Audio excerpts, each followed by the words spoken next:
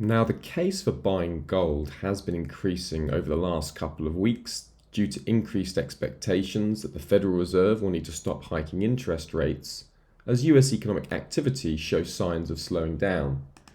The main economic data point that had markets concerned was the very weak US PMI prints that we saw coming out last week for the US. You can see the manufacturing and the global services print both came in below markets' minimum expectations.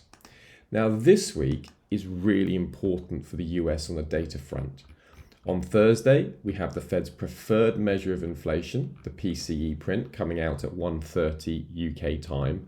Then on Friday, we have the all-important labour data that the Federal Reserve consider as crucial for a need to clearly signal a pause in interest rate hikes. So from the Federal Reserve's perspective, they see strong labour data as inflationary and weak labour data as deflationary.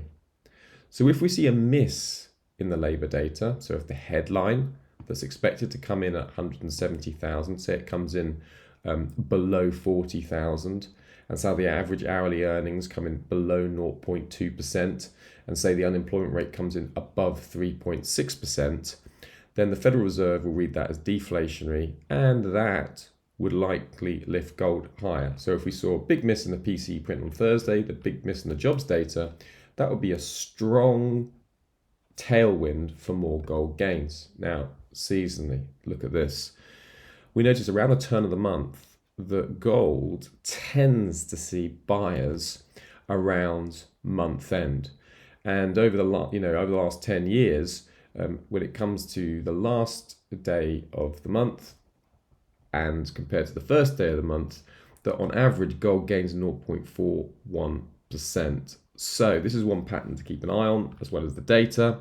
And the biggest risk here is if the inflation reading comes in high on Thursday and the jobs data come in strong, then that would be a natural headwind for gold and a key risk to this outlook. Remember, don't just trade it, season exit.